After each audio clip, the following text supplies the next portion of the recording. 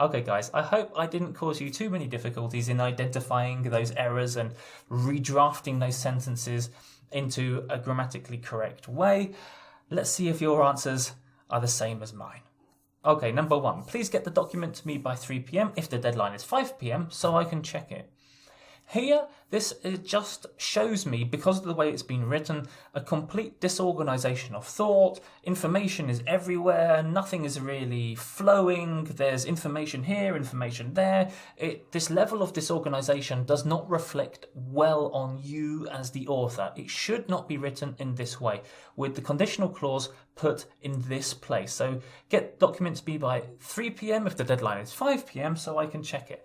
It just generally has this sense of not making sense. So if we redraft it, we could say, if the deadline is 5 p.m, please get the document to me by 3 p.m. so I can check it. Here we've joined up the ideas together in the correct way. I've put the conditional clause at the beginning. Generally, that's what I tend to do. Generally, that's what I think the context tells me to do. And so that's why I think it's here. If the deadline is 5 p.m, then get the document to me by 3 p.m. so I can check it. You better talk to a tax advisor if you want tax advice. So here's a common mistake that I see. We've got the main clause first, comma, conditional clause. And of course, there shouldn't be a comma here. So if you want tax advice, you better talk to a tax advisor, or simply in the original sentence, get rid of the comma. Unless you live abroad, please call this number.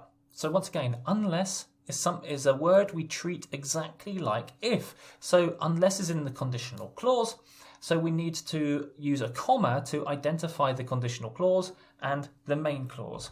Please call this number unless you live abroad. Or in the case of my example, we can put the main clause before the conditional clause. Now, commonly, you'll see unless be used in this way. If, I don't want to say normally, but if is something I tend to put at the beginning of the sentence. However, unless is something that or the conditional clause with unless is something that I tend to put at the end of the sentence.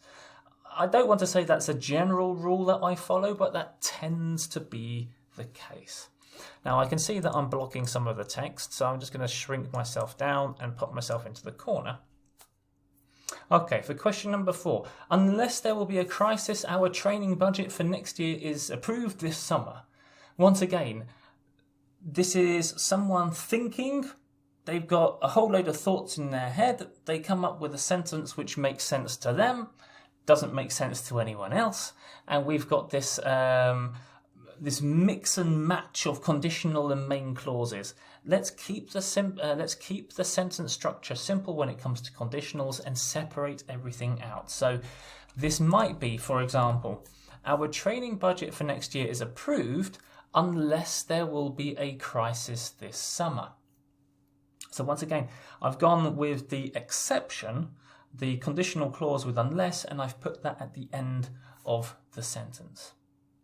Get some more if you want to advance your career qualifications. Another higgledy-piggledy mess. If we were going to redraft it, we might do it this way. If you want to advance your career, get some more qualifications.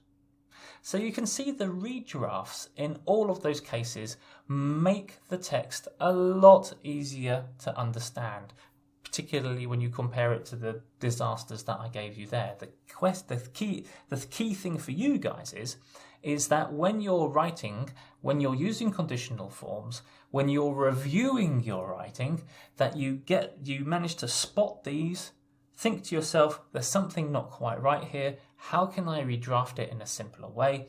And then redraft it using a simple conditional sentence structure.